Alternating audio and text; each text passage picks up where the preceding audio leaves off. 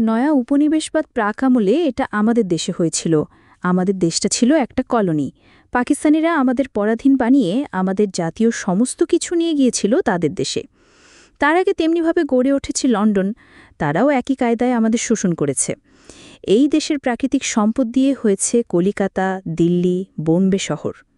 এখন প্রশ্ন হচ্ছে, যে রাজনৈতিক দলের কোনো গঠনমূলক কর্মসূচি নেই, সেগুলি কেমন করে দল হলো?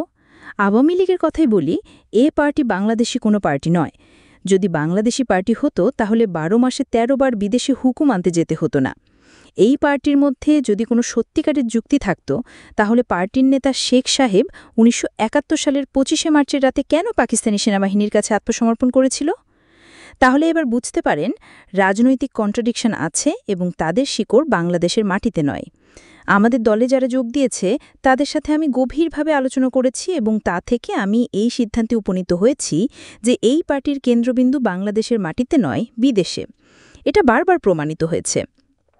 বাংলাদেশের মাটিতে রাজনৈতিক দল সৃষ্টি হবে না, যেই রাজনীতির অনুপ্রেরণা বাংলাদেশের মধ্যে থেকে জন্মাবে না, সেই রাজনীতি বাংলাদেশের মাটিতে টিকে থাকবে না। এখন তারা বাঙালি জাতীয়তাবাদের কথা বলে।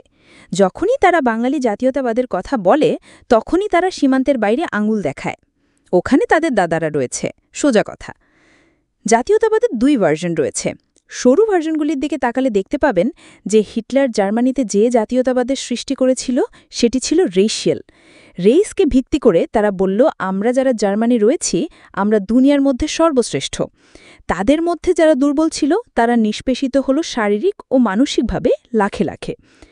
রেইসকে ভিত্তি করে আরবরাও জাতীয়তাবাদের কথা বলে। তারপর আসে ভাষাভাষী। সেই ভাষাকে কেন্দ্র করেও জাতীয়তাবাদের কথা বলা হচ্ছে।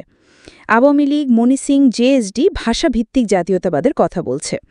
তারা একটি ভাষাভিত্তিক দল। তারপর আসে ধর্ম। মুসলিম লীগ, আইডিএল, জামায়াত এরা ধর্মভিত্তিক রাজনীতি করছে এবং ধর্মভিত্তিক একটি দেশের রূপরেখা টানছে।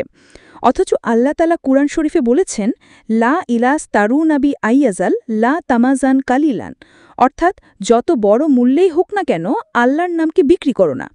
কিন্তু আল্লাহর নামকে বিক্রি করে পার্টি করা হচ্ছে, রাজনীতি করা হচ্ছে। পাকিস্তানও এভাবে চেয়েছিল, কিন্তু কামিয়াব হয়নি। আসিয়ান দেশগুলিকে অঞ্চলভিত্তিক একটি অর্থনীতির ভিত্তিতে জাতীয়তাবাদ গড়ে তোলার চেষ্টা করছে।